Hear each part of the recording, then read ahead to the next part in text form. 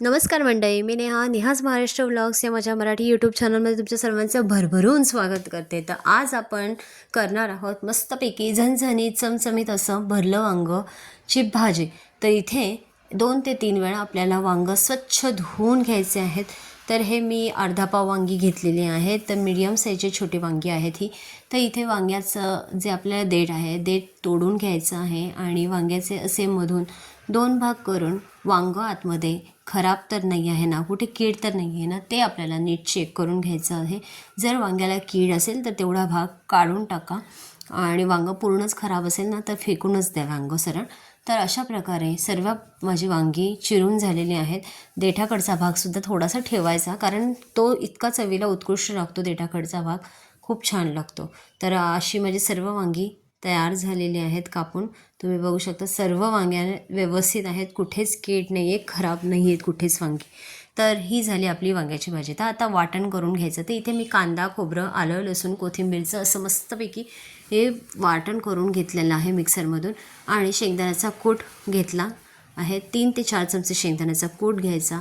थोडेसे तीळ घेतलेले आहे। तीळ अगदी ऑप्शनल आहे, तुम्ही टाकायचे असतील तर टाकू शकता, नसेल टाकले तरी चालतील।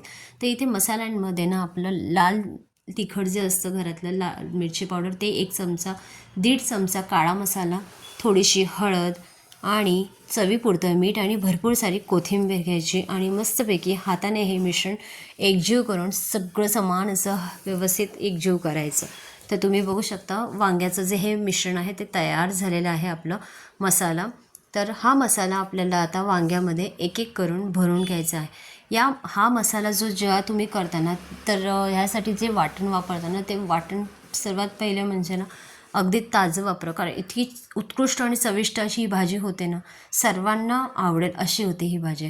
तर आपलं तुम्ही बघू शकता वांगी भरून झालेली आहेत आणि एवढं भाजीचं मसाला जो आहे तो आता माझ्या साईडला आहे त्या। तर आता मी काय घेतलं आहे, छोटा कुकर घेतला आहे। त्या कुकरमध्ये ही डायरेक्टली भाजी करणार आहे मी। तुम्हाला जर कढईत करायचं असेल तरीही चालणार आहे, तर कढई त्यावेळेस तुम्हाला घ्यावी लागेल। तर आता चांगलं ना तेलावरनं मस्तपैकी हे मसाला जो आहे तो चांगला परतून घ्यायचा तेल सुटेपर्यंत आणि मग त्याच्यानंतर याच्यामध्ये आपल्याला गरम पाणी घालायचं आहे। तर मी इथे गरम पाणी वापरलेलं आहे आणि मग वांगी अशी एक एक करून ही सोडलेली आहे।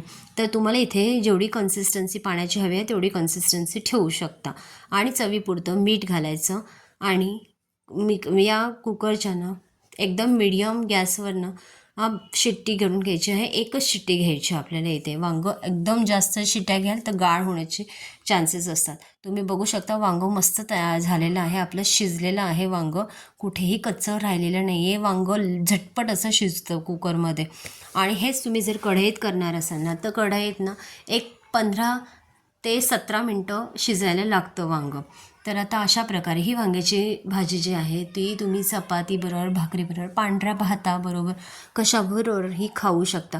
खूप छान लागते, चवीलासुद्धा सुंदर लागते। शेंगदाण्याचा कूट घातल्यामुळे तर अगदी अप्रतिम अशी चव येते वांग्याच्या भाजीला। जर आजचा माझा व्हिडिओ तुम्हाला आवडला असेल तर व्हिडिओला लाईक करा, शेअर करा आणि जास्तीत जास्त लोकांनी सबस्क्राईब करा जर अजून सबस्क्राईब तुम्ही माझ्या चॅनलला केलेले नसेल तर। आणि ही वांग्याची भाजी आता सणासुदीला नक्की ट्राय करून बघा। जर तुमच्या घरी पाहुणे येणार असतील तर सर्वांना नक्की आवडेल, ही मला पूर्णपणे खात्री आहे। तर भेटूयात आपण पुढच्या भागात। आत्तासाठी बाय बाय, मस्त राहा, खुश राहा।